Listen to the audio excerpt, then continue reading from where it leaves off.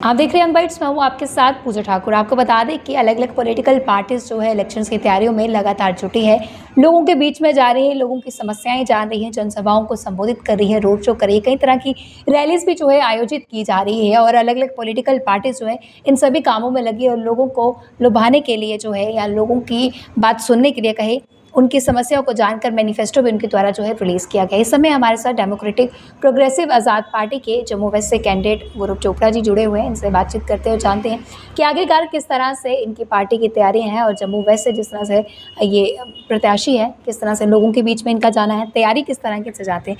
सबसे पहले आपका बहुत स्वागत है यंग बाइट्स जी में। नमस्कार, जय श्री राम। गौरव जी, क्या कहना चाहेंगे जिस तरह से जब से इलेक्शंस का सुना था कि अब शुरू होने हैं, पहले फेज़ के जिस तरह से वोटिंग जो है वो हो चुकी है, तो ऐसे में मुझे बताइए कि आपकी किस तरह की तैयारियां जो है वो चलती आई है और बाकी पॉलिटिकल पार्टीज़ की बात की जाए उनके कंपैरिजन में।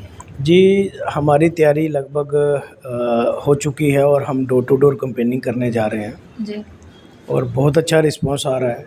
लोगों की तमाम जो मुश्किलातें हैं वो सुनने को मिल रही हैं, वो देखने को मिल रही हैं, फेस करने को मिल रही हैं।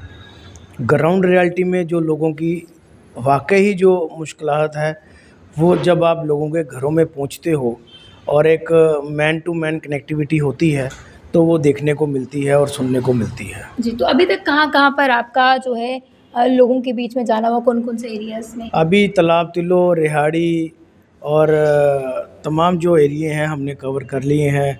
रेशमगढ़, कृष्णा नगर और सुभाष नगर, पटोली वाला एरिया जो है, पौनी चक वाला एरिया है। तो बड़े एरियाज़, बहुत बड़े-बड़े एरिया हैं। डोर टू डोर करना सब घर तक नहीं भी पहुंच पाएंगे। कोशिश करूंगा कि हर घर में पहुंचूं, लेकिन आपके चैनल के माध्यम से मैं हाथ जोड़कर माफ़ी भी मांगता हूं कि अगर किसी घर में नहीं पहुंच पाया या किसी एरिया में नहीं पहुंच पाया। कोशिश करेंगे सब तक पहुंचने की, तो लोगों के क्योंकि बीच में समय जिस कम है, जी, एरिया बहुत ज़्यादा है। तो लेकिन कोशिश पूरी है कि डोर टू डोर जो है कैंपेनिंग हमारी तो जारी लोगों के रहेगी। बीच जिस तरह से आप जा रहे हैं, अपने मैनिफेस्टो भी बता रहे हैं, लोगों को क्या कुछ लुभा रहा है उसमें से? देखिए, लोगों को एक चीज़ बड़ी पसंद आई कि जो बड़ी-बड़ी पार्टीज़ हैं, वो गैदरिंग इकट्ठी करके, क्योंकि जो उनके कैंडिडेट्स हैं वो पैराशूट से आए हैं और उनके पास पैसा खूब है। हम ग्राउंड रियलिटी से जुड़े हैं। मैं वार्ड नंबर 28 से कॉर्पोरेटर भी रहा और मैंने लोगों की समाज सेवा की। जी। मैंने हर उस मुद्दे को उठाया, चाहे वो मेरे वार्ड का था, चाहे वो जम्मू के हित की थी। मैंने हर बात को उठाया, हर चीज़ वो करने की कोशिश की जिससे जम्मू के लोगों के साथ जो भेदभाव हो रहा था उस पे मैंने बात की। इसलिए हमने पैसा नहीं कमाया, हमने लोगों का दिल जीता। और आप यकीन मानेंगे पूजा जी कि मेरे को लोगों से इतना प्यार मिल रहा है, सोशल मीडिया में इतना प्यार मिल रहा है। लोगों के घर में जाता हूँ तो कहते हैं कि गौरव जी, हम आपके ऑलरेडी हम आपको जानते हैं, आपको सुनते हैं, आपके काम को देखते हैं। तो बहुत अच्छा प्यार मिल रहा है, लेकिन लोगों की जो समस्याएं हैं वो बहुत ज़्यादा समस्याएं हैं। तो आपके मैनिफेस्टो में क्या कुछ है वो भी ज़रा बताइए। देखिए, हमारी मैनिफेस्टो में सबसे पहला जो स्टेटहुड का दर्जा जो है वो उसके लिए हमने लड़ाई लड़नी है। आज कुछ पॉलिटिकल पार्टीज़ बोल रही हैं कि हमने, लेकिन जब मैं कॉरपोरेटर था वार्ड नंबर 28 से, तो मैंने जनरल हाउस की मीटिंग में, क्योंकि एक प्रक्रिया शुरू हो गई, नाम चेंज करने की प्रक्रिया जो है वो भारतीय जनता पार्टी के कुछ कॉरपोरेटर्स ने शुरू की। तो उसमें हमने यही कहा कि महाराजा हरि सिंह जी की छुट्टी जो है वो हम लोगों ने पास की। उसमें उसमें बोला गया कि जम्मू यूनिवर्सिटी का नाम चेंज कर महाराजा गुलाब सिंह जी के नाम पे कर देते हैं। जम्मू एयरपोर्ट का नाम चेंज कर महाराजा जी के नाम पे कर देते हैं। तो मैंने उस पर प्रस्ताव रखा कि अगर ये महाराजा जी की जो 200 साल पुरानी स्टेट है, क्योंकि हमारा स्टेट का भारत सरकार के साथ विलय हुआ था, ना कि एक यूटी का विलय हुआ था। तो उस वक़्त मैंने ये प्रस्ताव लाया कि हम जनरल हाउस की इस मीटिंग में इस प्रस्ताव को पास करें कि सेंट्रल गवर्नमेंट स्टेटहुड को जो है वो जल्द से जल्द वापस करे, ताकि महाराजा हरि सिंह जी की जो स्टेट है वो हमें मिल सके।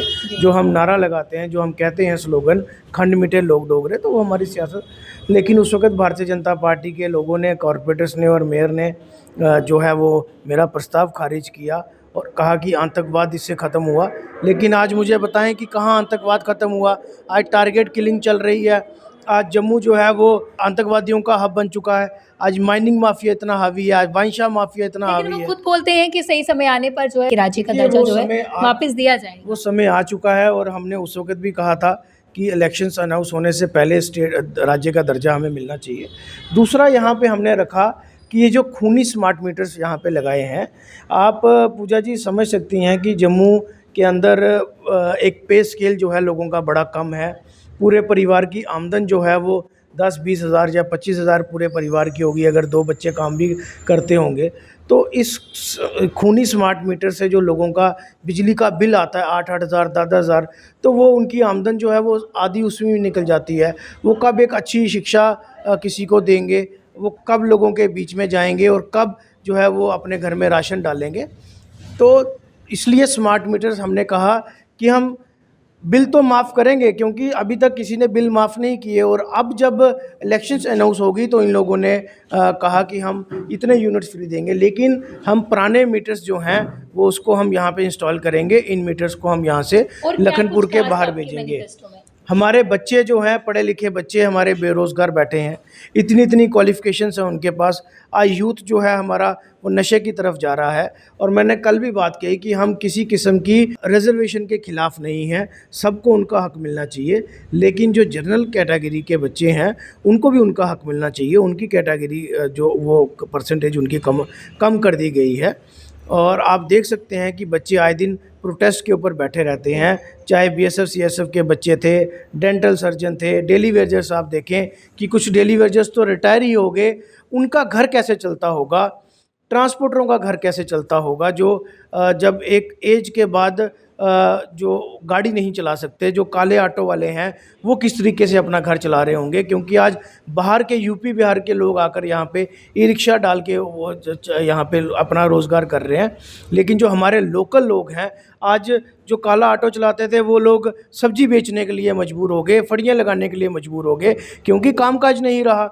जो हमारे ट्रांसपोर्टर्स हैं, जो हमारे मेटाडोर चलाते हैं भाई, जो हमारी बसें चलाते हैं भाई, हमारे ड्राइवर और कनेक्टर्स जो भाई हैं, आज उनकी कोई सूध-बूध नहीं रहता। एक एज के बाद जब वो रिटायर होते हैं, जब गाड़ी नहीं चला पाते, तो बताएं वो जब उनके घर में आमदन नहीं आएगी तो अपने बच्चों को कैसे वो रोज़गार जी, देंगे। आपकी बात की जाए, जिस तरह से आपका कहना है कि लोगों का प्यार समर्थन जो है वो काफ़ी मिल रहा है, अगर आप जीतते हैं तो सबसे पहले क्या आपका काम रहेगा? सबसे पहले फोकस किस पे रहेगा? देखिए, सबसे पहले तो हमारा ये फ़ोकस रहेगा कि जो युवा हैं, जो यूथ है, उनको रोज़गार देने का। क्योंकि हमने पिछले दिनों में देखा कि युवा जो हैं वो पकोड़े भी तल रहे हैं।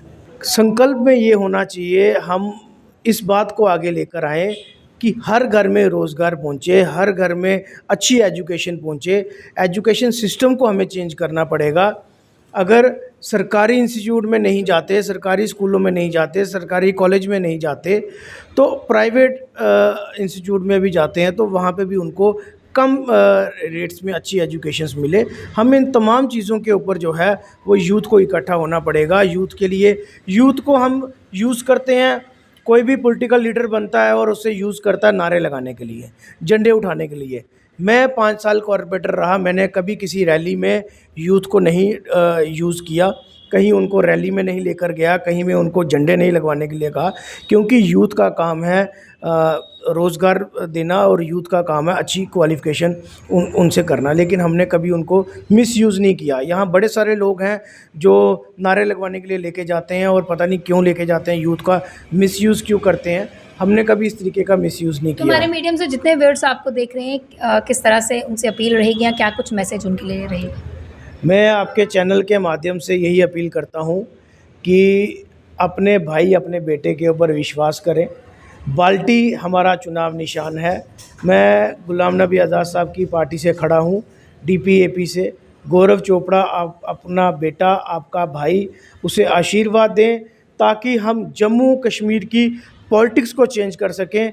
क्योंकि डिलिमिटेशन के बाद इन्होंने हर कॉन्स्टिट्यूंसी की टोपोग्राफी जो है वो चेंज कर दी है।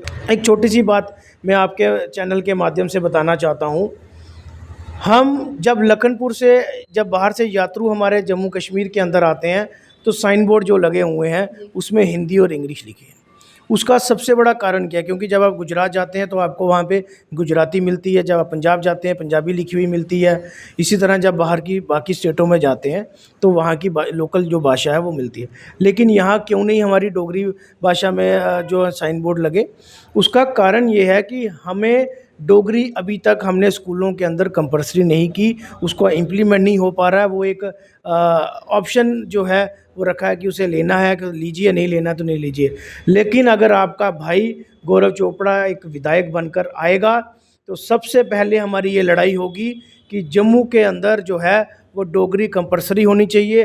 हर स्कूल, प्राइवेट हो सरकारी हो, उस छोटे बच्चे हों, क्योंकि उनके ये डोगरी पढ़ाई जाए, ताकि हमें सिर्फ फंक्शंस करवाना या डोगरा कलाकारों को सम्मानित करना, उससे हमें जो है वो डोगरी हम लोगों के बीच में नहीं जा सकते। बहुत बहुत धन्यवाद हमारे साथ जुड़ने के लिए। तो जिस तरह से इलेक्शंस की तैयारियां जो है हर कोई कर रहा है, लगातार अलग अलग जो है रैलीज भी आयोजित की जा रही, तो साफ तौर से गौरव जी का कहना है कि लोगों के हित के लिए काम करते हैं, आगे भी करेंगे, ज़रूरत है लोगों के प्यार और समर्थन की।